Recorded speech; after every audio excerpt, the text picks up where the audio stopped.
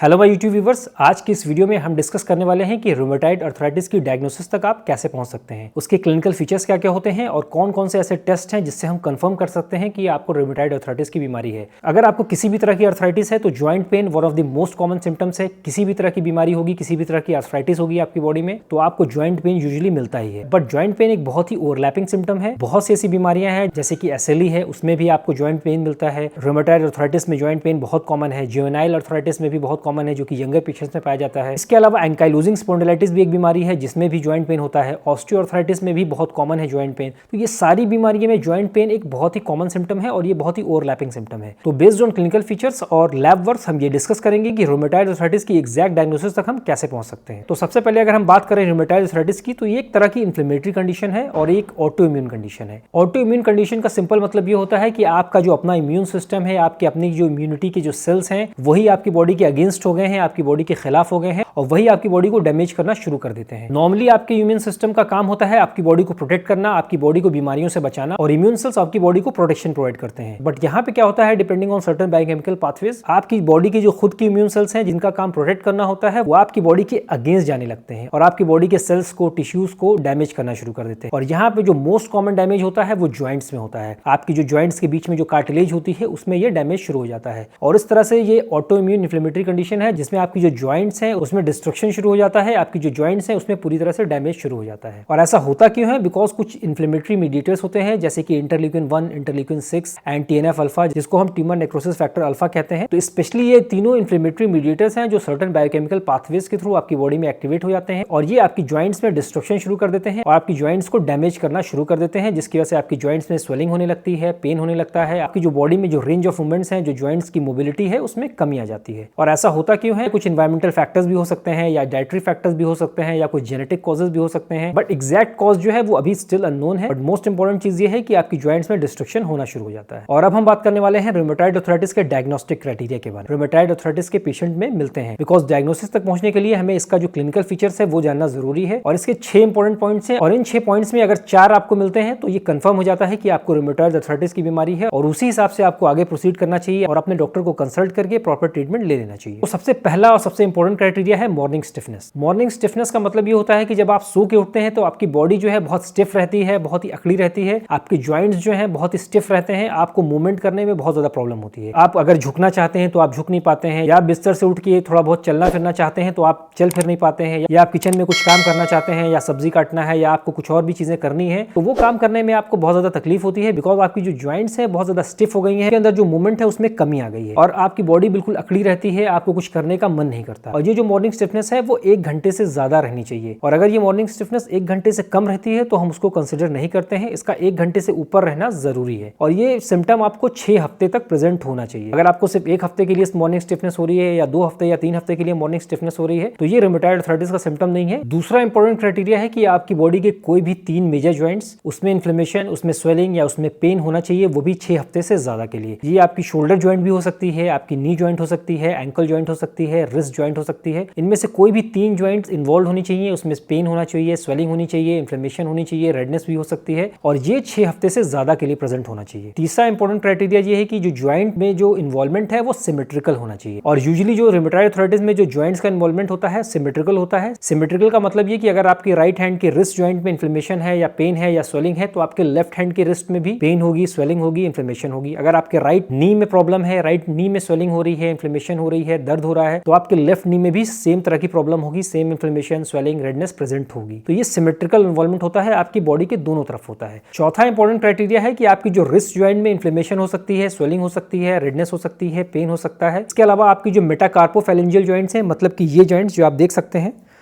ये नकल्स जिसको हम कहते हैं, ये आपकी मेटाकार्पोफैलेंजियल ज्वाइंट्स हैं। और इस जॉइंट में आपको जो पेन, इन्फ्लेमेशन, स्वेलिंग ये आपको यूजुअली सुबह के टाइम में या कभी भी महसूस हो सकती है। इसके अलावा आपकी जो प्रोक्सिमल इंटरफैलेंजियल जॉइंट है, यानी कि ये वाली जॉइंट, ये जो मिडिल वाली जॉइंट है, इन जॉइंट्स में भी आपको स्वेलिंग होगी, इन्फ्लेमेशन होगा, पेन होगा और आपको मूवमेंट करने में तकलीफ होगी। बट मोस्ट इंपॉर्टेंट क्राइटेरिया ये है कि आपकी जो डिस्टल इंटरफेरेंजियल जॉइंट है, DIP जॉइंट जिसको हम कहते हैं, जो सबसे ये लास्ट की जॉइंट है, जैसा कि आप देख सकते हैं ये जो लास्ट वाली जॉइंट है इसमें किसी भी तरह की इन्फ्लेमेशन नहीं होती है, इसमें कोई भी तरह का दर्द नहीं होगा, इन्फ्लेमेशन नहीं होगी, स्वेलिंग नहीं होगी और ये जो जॉइंट्स हैं वो बची रह जाती हैं।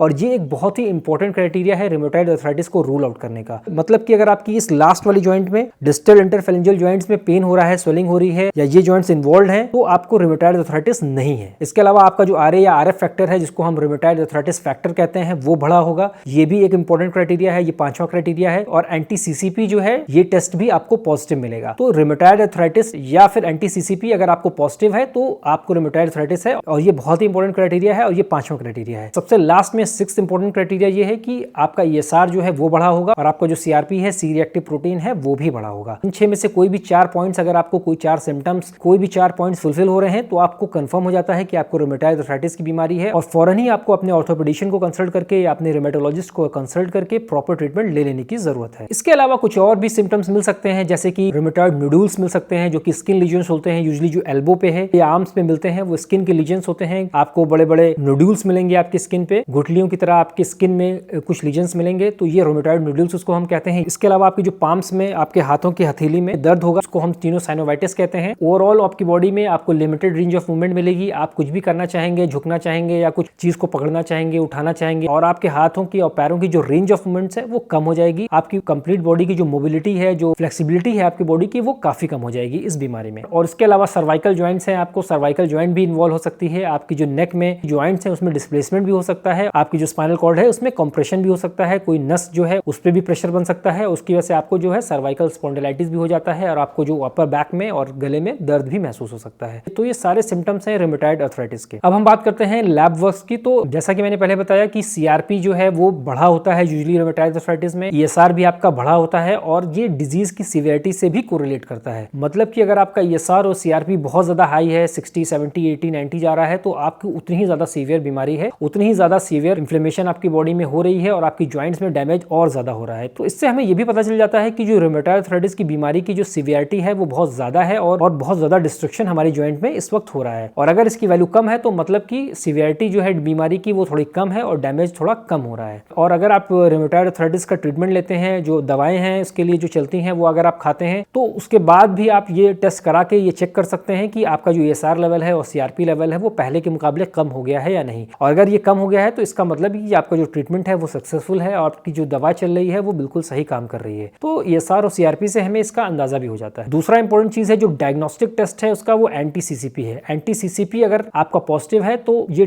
कंफर्मेटरी और ये डायग्नोस्टिक टेस्ट है कि आपको रूमेटॉइड आर्थराइटिस है और इसी टेस्ट से हम कंफर्म करते हैं कि आपको रूमेटॉइड आर्थराइटिस की बीमारी है। इसके अलावा RA फैक्टर है, वो भी बढ़ सकता है और RA फैक्टर भी ESR और CRP की तरह बहुत नॉन स्पेसिफिक टेस्ट है और भी बीमारियों में RA फैक्टर बढ़ जाता है। बट RA फैक्टर का रूमेटॉइड आर्थराइटिस में बहुत बड़ा रोल है और यूजुअली जो है रूमेटॉइड आर्थराइटिस के पेशेंट्स में RA फैक्टर बड़ा ही मिलता है और IgM एंटीबॉडीज बढ़ी मिलती है। और फाइनली अगर हम बात करें ट्रीटमेंट की, तो one of the most common drugs जो यूज होता है वो मेथोट्रेक्सेट है और इसका रिस्पॉन्स भी काफी अच्छा पाया जाता है, बट इसके साइड इफेक्ट भी बहुत ज्यादा है और हाई डोज में ये बहुत ज्यादा हार्मफुल भी है हमारे बॉडी के लिए। और इसीलिए कोई भी दवा लेने से पहले आपको अपने डॉक्टर से कंसल्ट करके ही प्रॉपर ट्रीटमेंट लेना चाहिए। और मेथोट्रेक्सेट के साथ प्रॉब्लम ये भी है कि आपकी जो लीवर है उसमें भी डैमेज होना शुरू हो जाता है, इसलिए आपको अपना CBC और LFT भी चेक करा लेना चाहिए, बिकॉज प्लेटलेट काउंट पे भी इसका इंपैक्ट आता है और आपके जो लीवर फंक्शन टेस्ट है उसमें भी खराबी आ सकती है। इसके अलावा कुछ और भी ड्रग्स हैं जैसे कि सल्फासालाजीन है और हाइड्रोक्सीक्लोरोक्वीन है, ये सारे ड्रग्स हैं जो रूमेटॉइड आर्थराइटिस के पेशेंट्स में बहुत ज्यादा हेल्पफुल हैं और डिजीज की सीवियरिटी को, इन्फ्लेमेशन को आपकी बॉडी में कंट्रोल कर सकते हैं। इसके अलावा कुछ और भी लेटेस्ट ड्रग्स हैं जैसे कि इटरनासिप्ट है, इनफ्लिक्सिमैब है, एडालीमुवैब है, ये सारे मोनोक्लोनल एंटीबॉडीज हैं, बहुत ही टारगेट थेरेपी है और ये बहुत ज्यादा हेल्पफुल है, इसके साइड इफेक्ट भी थोड़ा सा कम है। तो ये सारे ड्रग्स हैं जो रूमेटॉइड आर्थराइटिस के पेशेंट के लिए बहुत ज्यादा हेल्पफुल है। इसके अलावा डाइटरी फैक्टर्स भी हैं, उसको भी आपको देखना होगा, आपको अपनी डाइट सुधारनी होगी, बहुत ज्यादा जंक फूड को अवॉइड करना होगा, ऐसे फूड जो आपकी बॉडी में इन्फ्लेमेशन पैदा करते हैं उनसे भी आपको बचना पड़ेगा और आपको रेगुलरली एक्सरसाइज करनी पड़ेगी। और फ्लेक्सिबिलिटी जो कम हो जाती है उसके लिए आपको एक्सरसाइज करके अपनी बॉडी की जो मोबिलिटी है, फ्लेक्सिबिलिटी है, उसको बनाए रखना है और आपको रेगुलर एक्सरसाइज करनी है ताकि आपकी बॉडी की जो मोबिलिटी है वो बनी रहे। तो मैं उम्मीद करता हूं कि ये वीडियो आपको अच्छा लगा होगा, हेल्पफुल लगा होगा। अगर ये वीडियो आपको अच्छा लगा हो तो इस वीडियो को लाइक कर दीजिए, हमारे चैनल को सब्सक्राइब करिए और इस तरह के ऑथेंटिक मेडिकल वीडियोस के लिए हमारे चैनल पे बने रहिए।